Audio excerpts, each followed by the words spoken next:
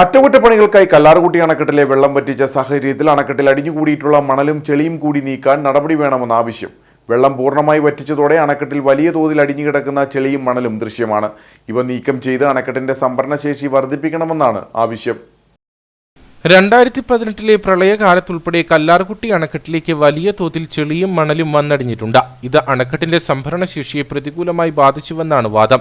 ചെറിയ മഴ പെയ്താൽ പോലും അണക്കെട്ടിൽ വേഗത്തിൽ ജലനിരപ്പ് ഉയരുകയും ഷട്ടറുകൾ തുറക്കുകയും ചെയ്യേണ്ടുന്ന സ്ഥിതിയുണ്ട്.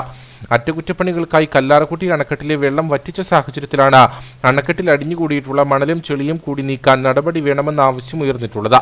അപ്പോൾ ഈ ഡാമിൽ ചെളിയും മണലും വന്ന് അടിഞ്ഞ് വെള്ളത്തിൻ്റെ സംഭരണശേഷി ഈ ഡാമിൽ വളരെ കുറവായിട്ടാണ് കാണുവാൻ സാധിക്കുന്നത്.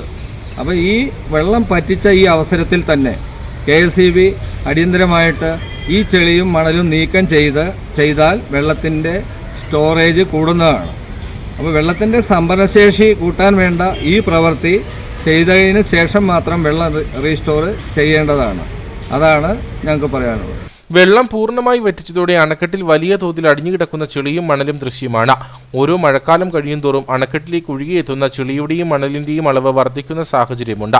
അണക്കെട്ടിലെ മണലും ചെളിയും നീക്കം ചെയ്താൽ സംഭരണശേഷി വർദ്ധിപ്പിക്കാമെന്നതിനൊപ്പം മണൽ വിറ്റഴിക്കുന്നതിലൂടെ വലിയൊരു തുക സർക്കാർ ഖജനാവിലേക്ക് എത്താൻ സഹായകരമാകുമെന്നും വാദമുയരുന്നു. വീടുകളുടെ അടക്കമുള്ള നിർമ്മാണ പ്രവർത്തനങ്ങൾക്കായി അയൽ ജില്ലകളിൽ നിന്നും അയൽ സംസ്ഥാനങ്ങളിൽ നിന്നുമൊക്കെയാണ് മണൽ ഉൾപ്പെടെയുള്ള നിർമ്മാണ സാമഗ്രികൾ എത്തുന്നത്.